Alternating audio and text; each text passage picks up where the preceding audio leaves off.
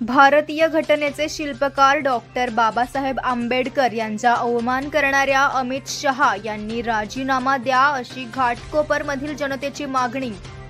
या मागणीसाठी Ghatkopar Republican party of India येथून मुंबई संघटक सचिव संदेश मोरे यांच्या नेतृत्वात जोरदार आंदोलन करण्यात आले।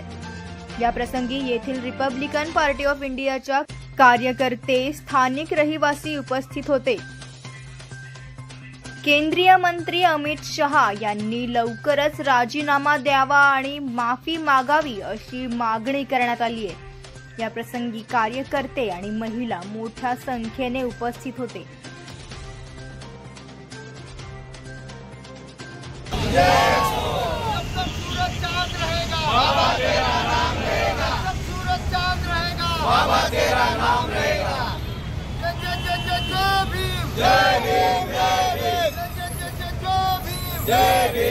करत आहोत। दुसरी गोष्ट, परभणीमध्ये जो काय प्रकार घडलेला आहे, आज संविधानाची विटंबना होत आहे। हे संविधान बाबासाहेबांनी फक्त दलितांसाठी दिलेलं नाही, या सर्व 17 पगड जातीसाठी संविधान दिलेलं आहे। आणि त्या संविधानामुळे हा भारत आणि भारताची जनता एक सण नांदत आहे। आणि त्या संविधानाचा अपमान जो कोण करत असेल तर आम्ही बाबासाहेबांच्या आम्ही कधी आम्ही त्याला क्षमा करणार नाही। आणि जो सोमनाथ सूर्यवंशी आहे त्याला न्याय मिळाला पाहिजे, हीच आमच्या या निदर्शनाच्या वतीने आमची मागणी आहे। कहने का मतलब ये है कि डॉक्टर बाबा साहब आम्बेडकर ने पूरे देश के लिए, पूरी दुनिया के लिए घटना बनाई। अगर घटना नहीं बनाता तो अमित शाह गृह राज्य मंत्री बनता नहीं था। बाबा साहब आम्बेडकर ने इतना अच्छा कानून बनाया, सबके लिए, सभी जाति जमात के लिए लोगों के कानून बनाया, और उस कानून का सम्मान नहीं करता है। और हम लोग इसके लिए, मैं अमित शाह जी का, उन्होंने जो गलत काम किया है, आपको मालूम होना चाहिए कि उनका काम ये पहला था कि पहले उनका राजीनामा देना चाहिए। ये हमारे रिपब्लिकन पार्टी ऑफ इंडिया की, मैं भारतीय रिपब्लिकन पार्टी इंडिया का नाते से मैं उनको मांगनी करता हूँ कि ऐसे जातिवादी लोगों को इसका राजीनामा होना जरूरी है। ये हमारे देश के लिए कलंक है, हमारे समाज के लिए कलंक है। मैं अभी परभणी गया था 2 दिन पहले, परभणी में ऐसे हुआ, बाबा साहब अम्बेडकर के घटने का, संविधान का जिसके दिल में आता है वो बाबा साहब बोलने का मतलब बाबा साहब सबका बाबा साहब है।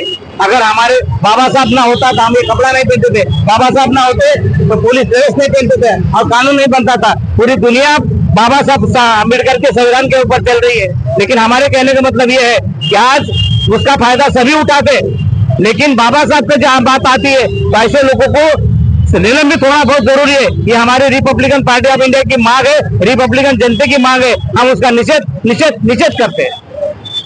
की भारताचा इतिहास जर बघितला, बाबासाहेबांच्या समकालीन नेते जर बघितले तर 47-48 दरम्यान जे बदलाव भारताच्या इतिहासामध्ये झाले, त्यानुसार बॅरिस्टरजींनी पाकिस्तान घेतला आणि बाबासाहेबांनी ठरवलं असतं तसं होऊ शकलं असतं, पण बाबासाहेबांनी तसं न करता देशप्रेम दाखवलं। बाबासाहेबांनी बौद्ध धर्म स्वीकारला, पण इस्लाम, हैदराबादच्या निजामाच्या ऑफर असून सुद्धा इस्लाम धर्म स्वीकारला नाही आणि देशाला जगश्रेष्ठ असं संविधान दिलं। एवढे मोठे उपकार या देशावरती असताना हे उपकार अमित शहाला पण माहिती आहेत, मोदींना पण माहिती आहेत। मोदी आपल्या प्रत्येक जाहीर भाषणात म्हणतात कि अगर बाबा साहब का संविधान नहीं होता, अगर बाबा साहब नहीं होते तो ये चाय वाला मोदी पंतप्रधान नहीं होता। आजकाल रिक्षा वाले पण मुख्यमंत्री व्हायला लागले, ही सगळी बाबासाहेबांची कृपा आहे। अमित शाह गृहमंत्री झाला, ही पण बाबासाहेबांची कृपा झाली आहे। अशा कृपा असणाऱ्या उपकारकर्त्यावरती असं भाष्य करणं हे फारच अपमानजनक आहे। इतर लोक म्हणतात की अमित शहाच्या भाषणामध्ये असं काही वाईट बाबासाहेबांविषयी बोललं नाही। त्या लोकांना मी सांगू इच्छितो की त्या वाक्यामध्ये बाबासाहेब आंबेडकरांच्या ऐवजी सावरकर किंवा शिवाजी महाराजांचं नाव टाकून बघा, म्हणजे त्यातला वाईटपणा त्यांना जाणवेल। तर अशा या अमित शहाचा मी तीव्र शब्दात, आजकाल दलितांवरती अन्याय अत्याचार वाढायला लागले आहेत। आता परभणीची घटना, जो आमचा सोमनाथ सूर्यवंशी याला पोलिसांनी इतकी मारहाण केली, त्याचा मारहाणीत त्याचा मृत्यू झाला। म्हणजे आम्हाला लोकशाही मार्गाने आमचं काही आंदोलन करण्याचा अधिकार राहिलेला नाही। आम्ही कुठे काही आमचं आंदोलन केले की लगेच आमच्यावरती अन्याय अत्याचार वाढतात।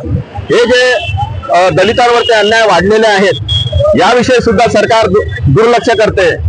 तर ह्या सगळ्या गोष्टींचा विचार होऊन आम्हाला योग्य न्याय मिळावा अशी आमची आज या ठिकाणी सर्वोदय घाटकोपर पश्चिम या LBS रोडवरती संपूर्ण महाराष्ट्रामध्ये परभणी शहर हे महत्वाचं शहर असलेल्या ठिकाणी म्हणता या ठिकाणी 6 डिसेंबरच्या कालावधीच्या नंतर या परभणी शहरामध्ये बाबासाहेबांच्या प्रतिकृतीची विटंबना एका मातेपुरीने केली आणि त्यानंतर त्याच्या संदर्भात जे आमचे भीमसैनिक परभणीतले आंदोलनकर्ते भीमसैनिक होते ते रस्त्यावर उतरले आणि रस्त्यावर उतरल्यानंतर त्यांच्यावरती जे कोम्बिंग ऑपरेशन करून त्यांना अमानुषपणे अशी बेदम मारहाण करण्यात आली. त्यामध्ये आमचा पदवीधर भाऊ सोमनाथ सूर्यवंशी जो वकील होणार होता अशा तरुण पदवीधर तरुणाला पोलीस कोठडीमध्ये बेदम मारहाण करून त्याचा त्या ठिकाणी मृत्यू झाला. या मृत्यूला जबाबदार महाराष्ट्र पोलीस प्रशासन असणार आहे आणि त्याच्या मृत्यूची सखोल चौकशी व्हावी अशा प्रकारची आमची मागणी आहे. त्याचबरोबर सोमनाथ सूर्यवंशी यांच्या कुटुंबियांच्या घरातील एका व्यक्तीला शासकीय मदत शासकीय सेवेत सरकारी सेवेत नोकरीला घेण्यात यावे आणि त्याच्या कुटुंबाला 50 लाखाची मदत केंद्र शासन आणि महाराष्ट्र शासन यांनी जाहीर करावी. त्याचबरोबर आज या परभणीच्या प्रकरणातील पाठीमागचे जे कोणी राजकीय सूत्रधार असतील अशा सूत्रधारांची त्वरित आंबेडकरी जनतेसमोर या सरकारने जाहीरनामे करावीत आणि त्यांच्यावरही देशद्रोहाचा खटला भरून त्यांच्यावरही योग्य ती कडक कारवाई करण्यात यावी अशी आमच्या प्रकारची या ठिकाणी मागणी आहे.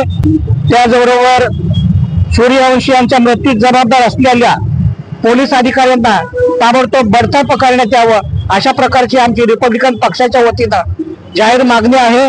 त्याचबरोबर समग्र आंदोलनकर्त्या भीमसैनिकांवर आतापर्यंत ज्या संपूर्ण महाराष्ट्रामध्ये केसेस दाखल केलेल्या आहेत वेगवेगळ्या पद्धतीच्या त्या केसेस ताबडतोब निष्कासित करून आमच्या आंदोलनकर्त्या भीमसैनिकांना त्यातून मोकळं करावं अशा प्रकारची विनंती आणि मागणी आम्ही या महाराष्ट्र सरकारला व केंद्र सरकारला आम्ही करत आहोत.